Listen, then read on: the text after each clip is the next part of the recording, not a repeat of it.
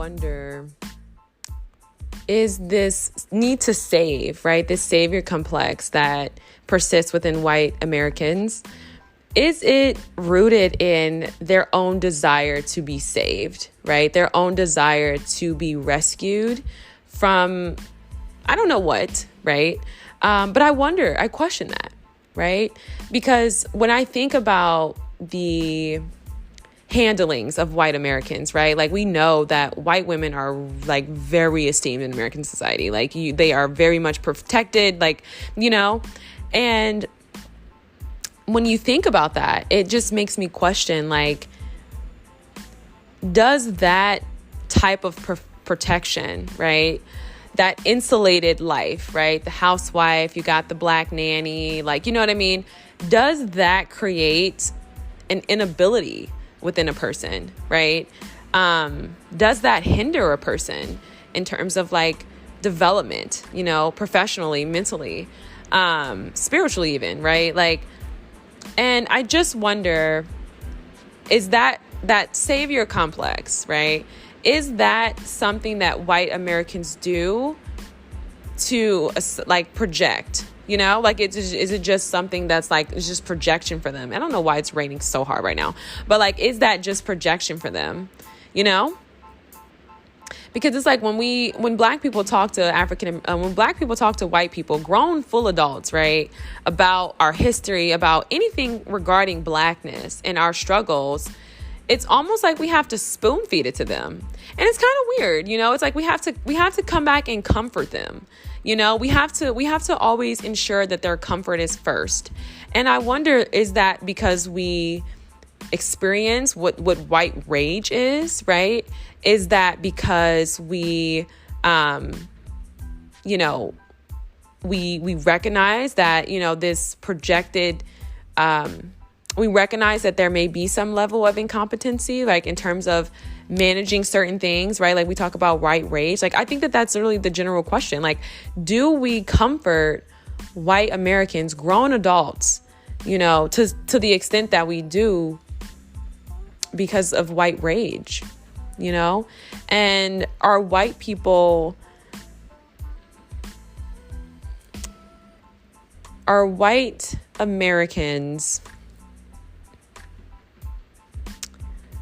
I don't want to say esteemed in their rage, but they're kind of validated in their rage, right? There's a book, it's called Cracker Culture. Thomas Sowell referenced it once. I listened to an audio clip on YouTube about it, and he just talked about how killing one another for Southerners, right? White Southerners was seen as like a noble thing, right? Like, there was, you know what I mean? Like, if you could kill a person, that was seen as like, you're the man. You know what I mean? Like, that was kind of how they esteem themselves, so to speak, right? And when you think about colonization and slavery, and just how for so many black slaves, they were put against one another and literally made to kill one another, right? Like, we start talking about that long held tradition, it just makes me question, do we coddle white Americans because of their inability to manage the rage, right? Like, when you start talking about psychological development, right? I think as much as we critique Black culture and we understand, we're at this place, and I even talk about certain things too, and I'm like, people are calling me anti-Black or whatever. Like, we got our issues too. And I think that this is kind of what can level the playing field in terms of like harmony. It's just realizing, like, as a cultural analysis, as a scholar, as someone who, is in this work of academia, you're in this work of cultural studies, you're in this work of sociology, you can kind of start to classify cultures and see the pros and the cons, the negatives and the weaknesses and the strengths, right? And I think that because of white supremacy, there's a fallacy there. We don't really get to critique white people. White people don't critique white people, so you don't really get to grow. You just kind of become comforted in this perpetual state. But I'm wondering, is it psychological, right? Are we psychologically conditioned to comfort white people for fear of that white rage? obviously that's kind of like no brainer, giving slavery. But I just wonder, like, in today's society, what is it about us that draws a deep sense of empathy whenever we're talking about African American history to grown adults, right? Grown white Americans. What is it about us that feels the need to comfort and coddle and assuage after a lecture, right? That's concerning. I wonder, what is that? It's concerning in the sense of like, why do we do that? Like, what is that? It's always like, we always have to go and, okay, I'm rambling, but let's go ahead and get into today's episode. Really like what Thomas Sachs's like work premises on. And he talks about the myth of mental illness. And he talks about how for a lot of people to be considered mentally ill or to classify yourself as mentally ill is more so like a cop-out, so to speak, to release your will, right? To be coddled and to have the opportunity for someone else to take care of you. Now, obviously, I'm not taking this radical approach, and I'm not saying that just, crassly, insensitively, or even making any generalizations, because we know that there are mental health illnesses. But I always sit with that. And I always think about how we live in a world today where everybody is classified as mentally ill. And like, we probably are mentally ill, like I really I talk about Bobo's Void a lot, but like, that's my little community, my little community of philosophers. But Donovan talks about how we are mentally ill. And I do think that being in American society, we 1000% trade our material, we 1000% trade our psychological and spiritual comfort for material comfort, right? The more and more access we have, the more convenience we have, the less time we have to enjoy the planet and, see the beautiful things in this world, right? The less we have time to go by the ocean and act, you know what I mean? Like, it's just so rare. I think about, one thing I've been following, like a lot of, let me get my thoughts together. I've been following a lot of nature pages, and I find myself so intrigued by people. Like, I've always been someone who's just been so intrigued by people. There's this guy who collects like beans and he classifies them. I mean, like, he has an entire book on like the entire walnut, species, kind of like, is that even a species? Like, you know what I mean? And it's like, he's able to classify all of these nuts and like, he photographs them, and like, even with corn, and like, he's able to literally classify what type of corn that, like, literally corn, like maize, like, you know what I mean? Like, where it comes from. And I think that is so cool. And to me, that is the human experience, right? As you guys know, I'm recovering from religious trauma. Okay. We talked about this. And, for me personally, God has delivered me. I'm not looking back.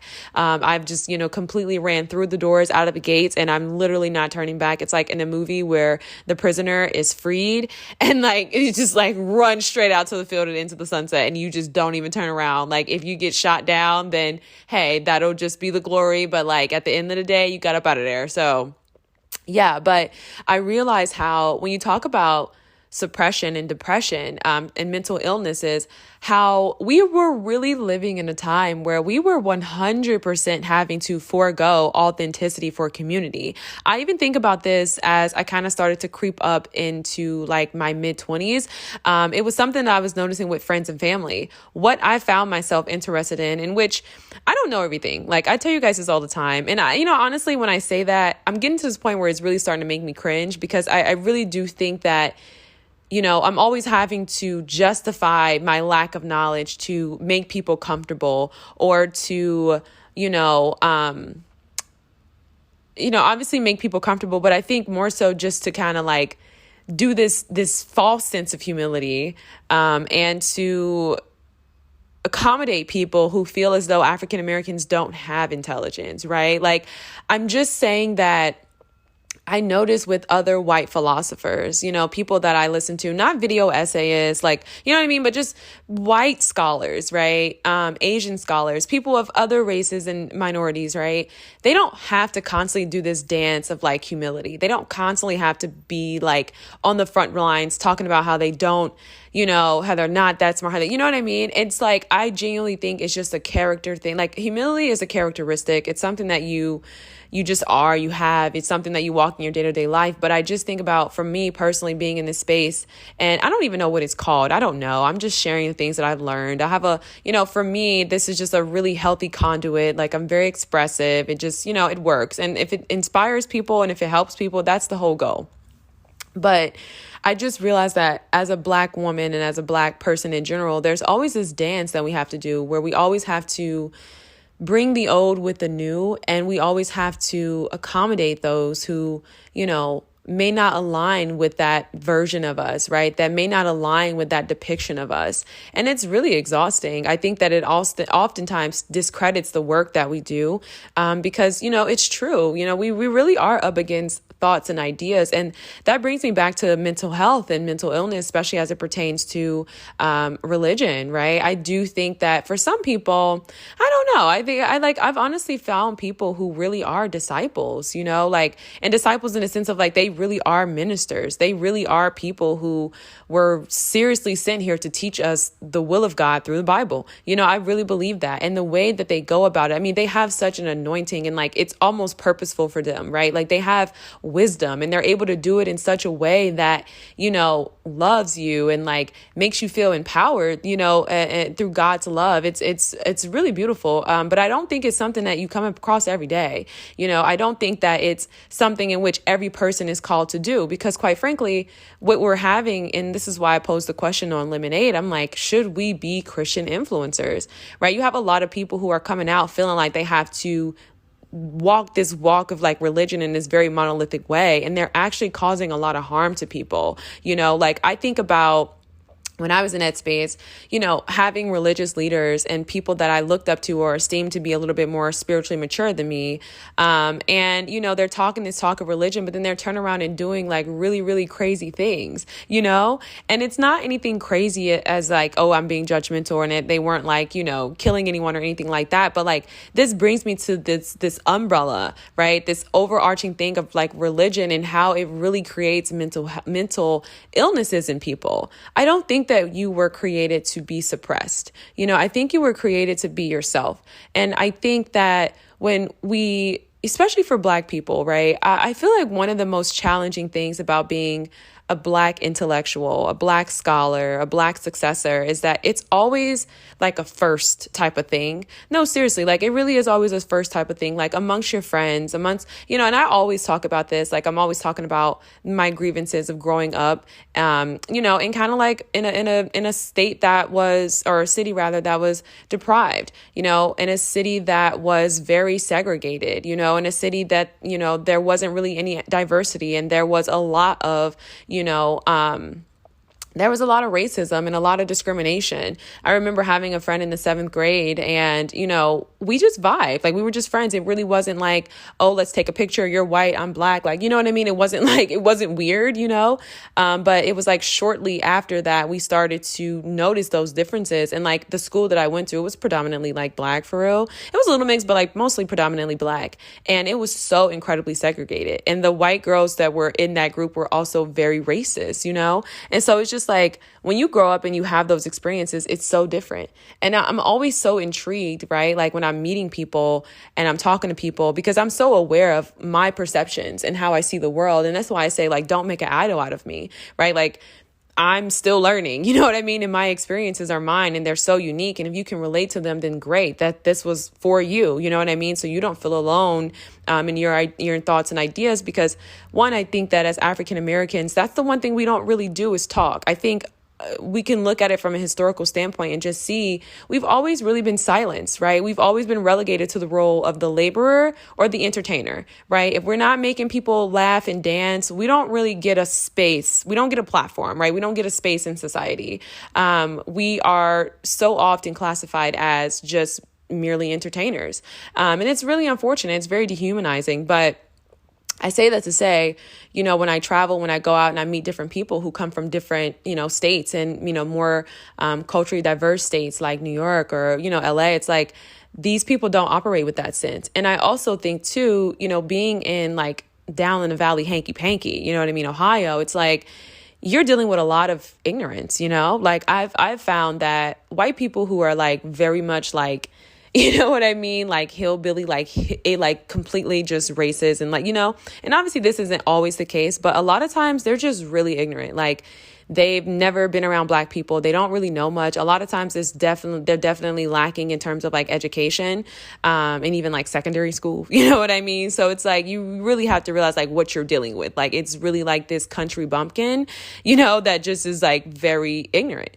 And so, when you grow up and you see that, you kind of start to think that all white people are like that, and it's no different than being the Black person who, you're like 1 in 5. I mean, you're like 1 in 5, right? Like, it's no way that out of a student body of 500 students, only 5 want to pursue academia. Only 5 want to pursue, like doctoral degrees or, teaching and educate. Like so many of us, we don't realize it, but it's like we really do follow in this like path that society has set up for us, which is relegated to the entertainer.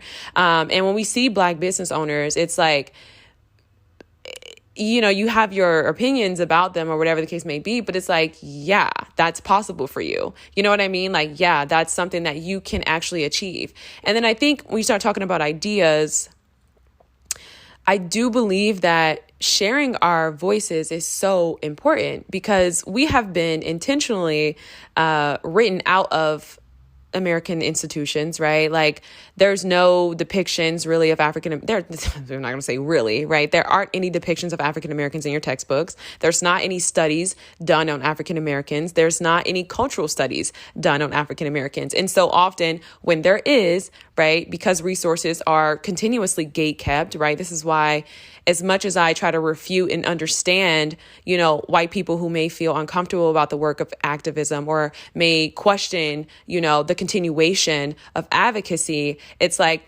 yeah, but this is where we are. You know what I mean? Like this is where we are and this is what's real and this is something that is continuous. So this is going to be something that is persistent.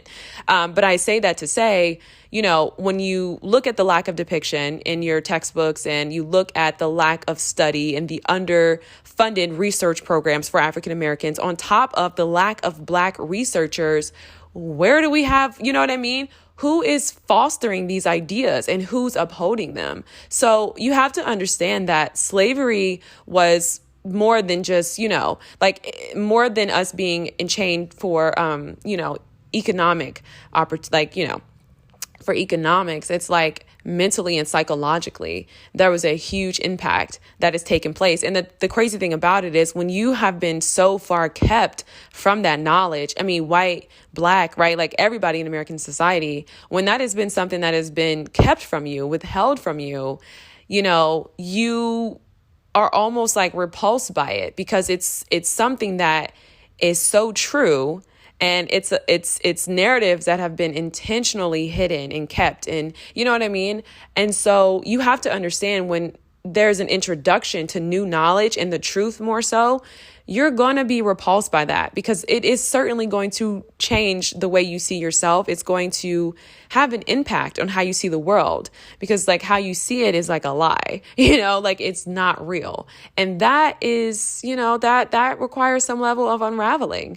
So, when I think about this work, I think about reading, I think about education. It's unfortunate, but so often there's not enough of us here. It's no way there should only be, a select few of like African American scholars. And I'm not talking about college because quite frankly, I'm so peeved with college, right? Like where I am right now, being back in school, I'm really upset because you just realize how busy, like college is so much busy work and, it's very narrow. And when you have, freaking courses that take 10 hours, that's crazy. Like I have a course right now that is a 10-hour a week course. Are you crazy? And yeah, you can say, okay, yeah, that's only 2 hours a week, but it's just like, that's ridiculous. You know what I mean? And it's just because the thing is, it's just busy work, And so when you start talking about collegiate degrees, it's not that I'm ever going to debunk college because I think what happens when people don't go to college, you find yourself being a product of your environment. And if that environment is not a healthy environment, if that environment does not nourish you, which 9 times out of 10 it doesn't, then you just find yourself becoming someone else, that you probably should have never been, right? You don't learn enough about yourself. You don't know enough about yourself in the world. And and so I feel like when people don't go to college, they stop learning. And because we have, American society and white supremacy and just the nation that has founded on narrowness, right, for our safety, for the coddling of the American mind, people will see education as just going to college. They don't look at it like anything else, right? And then outside of college, what you now have is people selling courses, teaching you to do, God knows what, you know what I mean? And so it's just like, we are fundamentally anti-intellectual in this country. Like, you have to understand that. Like, that's just what it is. Like, when you talk about college and institutionalized learning, it's a very narrow path. Like, you go to school, you learn one subject, and that's it. You get your degree in that one subject, but you literally don't know anything else outside of this one thing. And I think that's actually the biggest fault in American society. Like, yeah, don't get me wrong. Like, it's just a lot of busy work, a lot of unnecessary, time, and like sometimes considerable time wasted given on when you go to school or whatever the case may be. Like, there's a lot of like places we can critique, but the thing that I'm more so saying is how narrow it is and how it makes us so narrow-minded. I even think about, like, let's just say if white people weren't so afraid and they didn't carry this fear that Black people were going to rise up and attack them and all the ways in which, they've beaten and attacked and murdered others, right? What would the world look like, right? At some point, instead of it being, this kind of like false sense of integration, there actually could be integration where Black people can have their own stuff in their space and we can actually work through and get through it, because it's like one thing I find is like, I realize that like things such as like debates, that was very tactful. Like, that was very effective. I feel like it was very effective because it's like we're able to sit down and have a conversation and handle things in such a way and get a resolve. You know what I mean? Whenever I hear, white people rebuttaling things like reparations and so forth, it's like they have no one around them to refute this. You know what I mean? Like, there's no one else in the room to talk about this, or there's one Black person and it's like, talk about vulnerability. You know what I mean? So there's so many layers to intelligence. There's so many layers to just being a Black person in your experience. And I even just think for myself, it's just really sad how out of like so many people that I've met, it's like very rare that you have African Americans who are really putting in that work to like learn and grow. And I don't fault Blacks because honestly, like I said, anti-intellectualism is American society. That's what it's founded on, right? You go to school, you graduate from high school. If you go to college, all right, cool, right? You go to college, you got your degree, okay? You have a specialized knowledge, specialized education. But for the most part, you're going to spend the rest of your 20s reading fiction books, right? Like, you're just going to be reading fantasy. And don't get me wrong, it's great to pique the imagination. Like, you should have some level of like outlet and, you know what I mean? Something that's enjoyable for you. But it's like, as an adult, you should be acquiring wisdom. You should be able to take knowledge and like, you know what I mean? Like, you should know certain things. Like, there should be a certain standard at the age of 30 in terms of like intelligence, right? I don't think that I am exceptional to that extent. Like, I do say like, okay, yeah, I'm gifted, but even still, that feels a little, like I don't really want to be tested in that area. You know what I mean? Like, I know some things, but like, let me not, you know what I mean? But it's more so just like, what happens when you look up in there, you're like 30 and like, where's the standard? Like, where is the standard? And like, when you think about the American life and what it is and, how so many of us are suffering, it's like, because you don't have the answers. You know what I mean? And I believe that knowledge and the accumulation of knowledge and experiences actually gives you the answers to figure out things for your life. And so what you do is you find yourself making just a lot of bad decisions. You find yourself listening to people, especially today, who really have no business of speaking into your life, and now you're falling victim to a lot of people in their influences. You're falling victim to people and, what they're showing you, which isn't real, because how do you know? I've seen so many people say certain things and they live life completely different, and it's not to fault them. I do think that human beings are, we're complex. We're really, we're a little complex. I think there's a good and bad in everybody. We're all a little selfish at times, but it's just like you find yourself really falling victim to like a lot of things. And so I just think that where we are today, Black voices matter. It matters. It's something that certainly should be amplified because we are not in this space, right? And like I said, it's unfortunate. I talked to you guys about the work of Dr. Kunjufu and the Black Peer Group, and everybody needs to read that, every African American rather, because you have to understand the influences and how real it is. And then you have to look at the film and entertainment industries and how it's really been a way of what they would call Black exploitation, right? It's been a way for whites to enjoy and to, I was watching I told you guys I went to this film event, and it was, Is That Black Enough for You? And seeing how white people found the really, really harsh and cruel things that Black people went through in terms of like media and film, and they found it hysterical. I mean, they were literally laughing. And I wasn't sure if it was just a cover up for, discomfort. But to me, it was very evident that, wow, this is exactly the space in which, we're relegated to, right? It's about making white people laugh, And so when you start talking about ally, you start talking about having a relationship, you start talking about, being in partnership with white people, it's going to be challenging, because we live in a society today where white people are very coddled. And honestly, this is why I talk about intelligence in terms of like after a certain age, right? You should get to a certain point in your life where you should be able to have a conversation about the world. You've been on this earth long enough. You're a grown person. You're very much aware of the inequality, right? You're very much aware of racism, right? You very much see very so clearly in your own life where white people have mistreated Blacks or have excluded against Blacks in service places or whatever the case may be. Like, don't sit here and act like, you know what I mean? And that's the thing that to me, I will always call white people out on their faulty sense of allegiance, because y'all want to act like y'all don't know what's going on. You know what I mean? Like, you didn't just see how, they just frisked that Black boy, or they just, and humiliated that Black woman. Like, you want to act like you just turn a blind eye. And these are things that are going on every day in your life. That's crazy to me. You know what I mean? That's crazy to me. I don't think that advocacy or the allegiance from whites comes from you jumping on a documentary, right, from your team's resources and interviewing Black kids in the hood. That's not what we need. You know what I mean? We don't even. Matter of fact, if you're gonna do the documentary, if you want to create a documentary for African Americans and highlight something, you can't be in the documentary, right? You can't be the cause and the cure.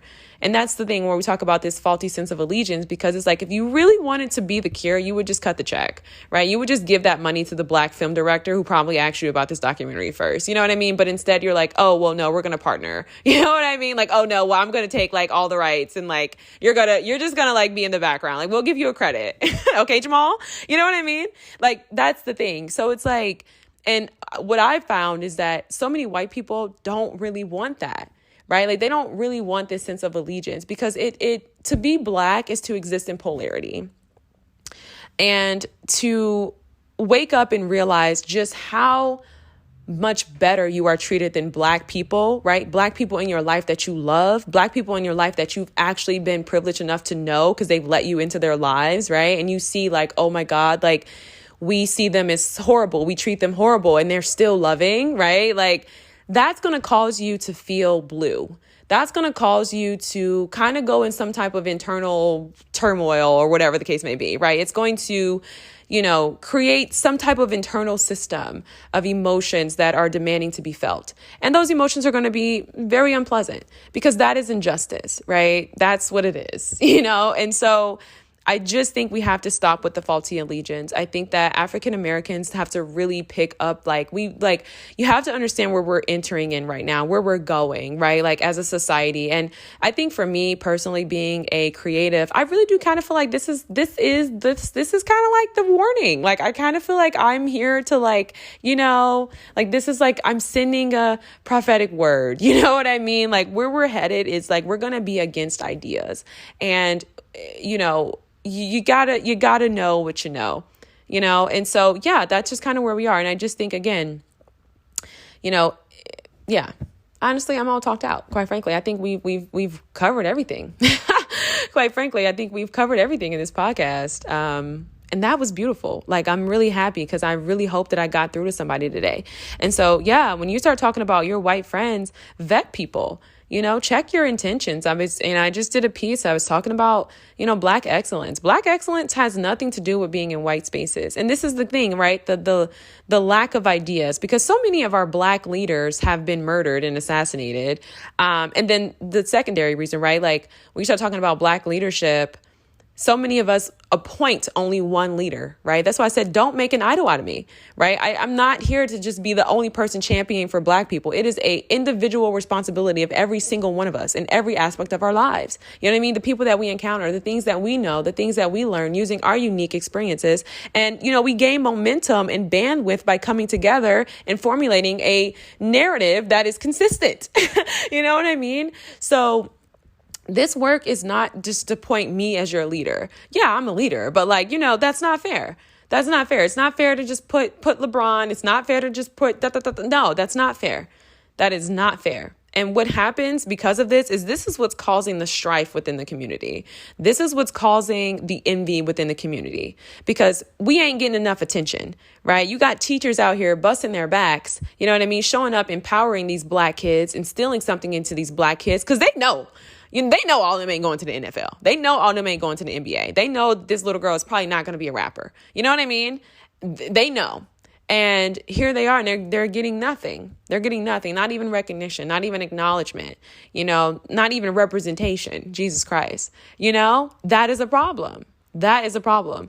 And so for me, I really feel called to share ideas, and give you new paradigms so that you can pull from that, right? Blackness is not this helplessness sense, right? Blackness is not helpless. Black is very powerful. We even know that in the color. Okay. So, you have to understand too, when you adopt this faulty sense of allegiance, right? When you come into agreement with it and you're in partnership and unison with white people, you have to understand, what role are you playing here? Right? Are you the martyr? Are you the one who's helpless? Are you the beggar? Right? Are you looking for a way in? You know what I mean? For me, I never felt that way. And I don't know why. I don't know why. I think that, I would like to contribute it to my father and me feeling esteemed, right? But I never felt like white people were better than me. I never felt like I needed to be in white spaces. I never felt out of place. I felt like if I was ever in a white space and I was out of place, it was because they were racist and the area was segregated, And I'm being honest. I'm not even, I'm not being proud. I'm being honest. I don't have an inferiority complex. I don't feel like white people are better than me. I don't. You know what I mean? Even though I've been in situations where there's been so many times where a white woman or, a white person has tried to inflict that on me and try to ignite that into me because white people believe that all Black people have inferiority complexes. I don't feel like that was me. That did not feel like something that was authentic to me. That wasn't my truth. That wasn't my story. That wasn't that was not my cross to carry. Okay. I didn't feel that way. I didn't feel that way. And, maybe that's just the way God made me to be, I don't know, but I didn't feel that way. And so when I talk about, the critique of femininity and the feminine cultures and Black women and their, attempts to kind of assimilate, right, to partner with white women, it's you have to find yourself in your history. Find the conservative Black women who existed, right? Because you have to understand that they were there. For me, I tell you guys this all the time. We talk about conservatives or whatever the case may be. Y'all know I low-key feel like, the argumentation of politics is a white man's game. Okay, I do. I really feel that way. I think to just be rebuttaling politics continuously, that's just a white man's game.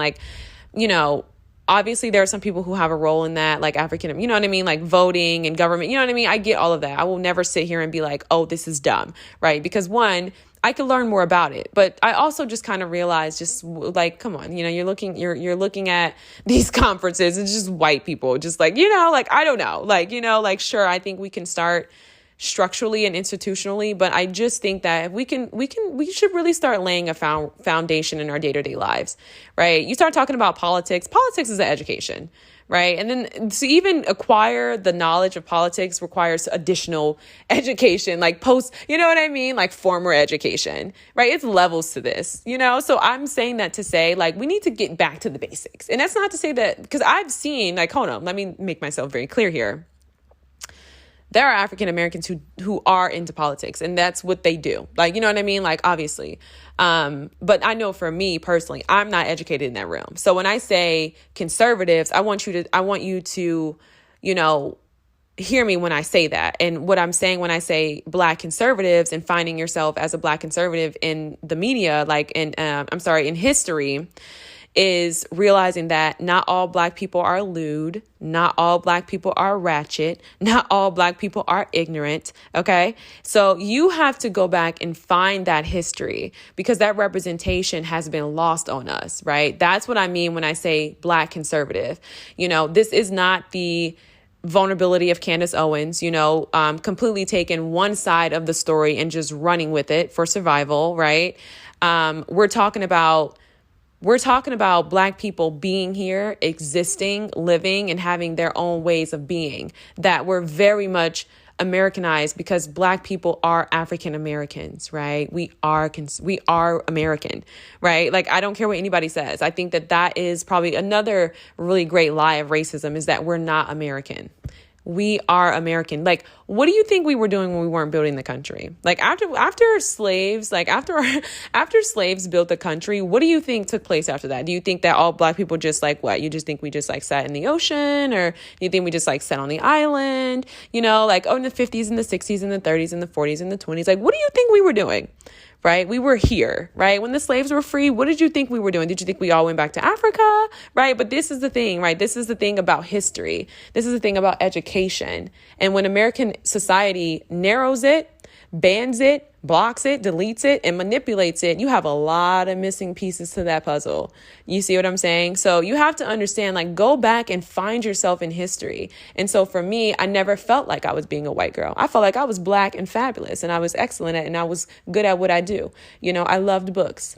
You know what I mean?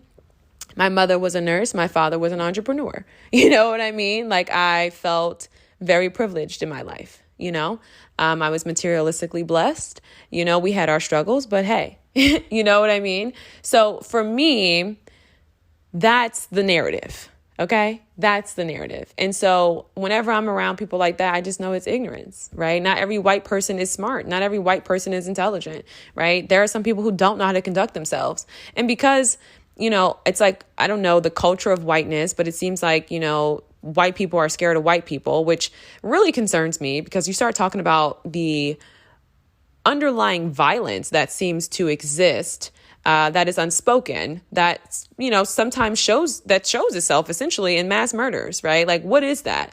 You know, but this is the thing, when you don't have Black researchers, when our programs are underfunded, you know, these questions go unanswered, and it's answered by those who have the most influence, right? Or it's dismissed by those who have the most influence. I can't tell you how many times I've been in classrooms, right? Elementary, and I'm asking questions about certain things, and I'm in college, and I have a different, you know, perspective about a thing. And I just have a question regarding it from a book that I reference and that I read, you know, and it's all related, right? And it's completely dismissed, utterly ignored, and almost like belittled, right? My intelligence at that point is almost like belittled because of this white professor's one narrow way of thinking, living, and having their way of being, you know? So for me, be secure within yourself. But I think that this level of confidence comes through education.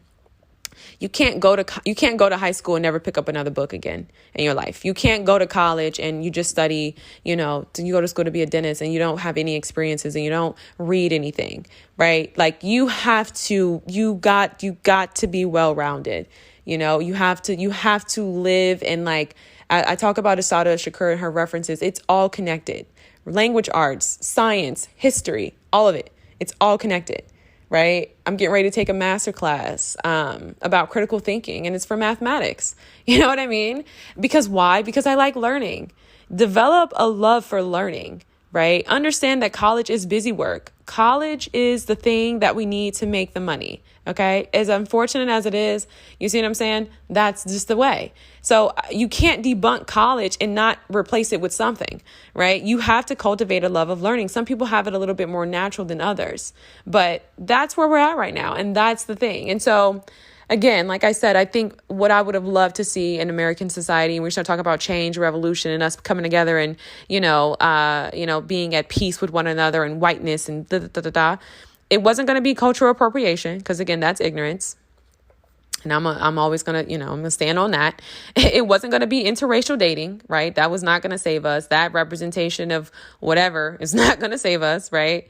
And it wasn't going to be, what it was going to be was us being in spaces and us channeling our narrative, and that narrative being received, respected, and revered. That's where the change is going to come. You know what I mean? That's when we'll be able to live in harmony. You know what I mean? That's the space. That's the place. And so I think as long as white ignorance persists, white fragility will persist. I think as long as we're comfortable with having one leader, or, rather, let me say this, not that. I think, so for white people, I think as long as white people are comfortable in their ignorance, they're comforted in their white fragility, right? Things are not going to change. And then I think for African Americans, as long as we are unaware of how certain depictions and representation create a false sense of community and a false sense of progression, right? Like LeBron James or that celebrity or that entertainer being the only one. And it's like we look at each other, oh, look, we all got, you know what I mean? As long as we are comfortable with one, then we're not going to progress, right? That's the thing. So that's the thing, so we have to understand that it can't be one. Okay. It just can't be one. We cannot be content with one child getting into, getting the resources that they need. We have to be content with like everybody getting a piece of that. We have to aspire individually as well as communally, because I believe that when you have healthy individuals, you have healthy community. So yeah, as long as white people are comforted in what they know and they just want to stay there, they don't really want to, you know what I mean? Then that's what it'll be. But I think I've always found this to be so interesting, especially in American society, when that thing when everything took place, let me not say thing, right? That's my own ignorance, right? In regards to third world and politics and things like that. But when I think about Ukraine, right? The way that white Americans go ham for it's crazy to me. But it's like, and so for me, it's like, it always makes me question that self-righteousness and that almost like that Jesus complex, because it's like, why are we looking all the way over? You know what I mean? When we have real injustice, criminality, death, malice, disease, you know what I mean? Inequality, scarcity, poverty, death, murder, right here in American society. So what is it about, white Americans that will make them rally together, and for other countries, but they don't seem to in other, I don't want to say minorities, again, my own cultural lack of it, my own ignorance in regards to different cultures, and third world countries. But it's like, what is it about white Americans that make them rush to the aid of others who are in other countries and not those who are looking at them day to day? That's the concern for me. Right. And so I think real progress is going to come when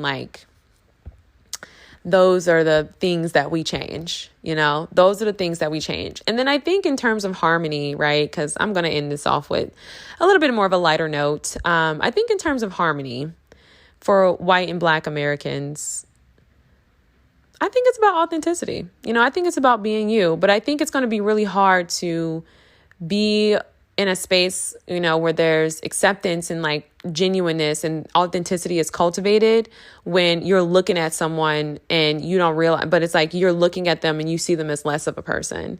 you know, when you're looking at someone and it's like you may see them as an opportunity or a person who needs to be saving, right? When you don't see them as a whole being, a whole person who's fully competent, right? Like nobody looks at, you know, Barb down at rallies like she's like the worst person in the world. You know what I mean? Nobody judges, you know, such and such husband who works at FedEx, you know what I mean? And they have a home and whatever, like, you know what I mean? Like in Norwood or something, like, you know, but it's like, with Black people, it's always seen as the second class citizen, right? We're working the same job. We're doing the same thing, you know, but because I don't, you know, and even still, it's like, you know, that's why I say too, and I'm going to end here because I'm rambling. But it's like, that's why I say too, in terms of, you know, the myth of Black excellence being founded upon seeking white validation, because you're never going to get it, you know? So it's like, you can't possibly build your life on that. But yeah, I don't know. I think that like, I think it will come when we stop running from the truth. You know, to love your Black friends is to feel a little blue.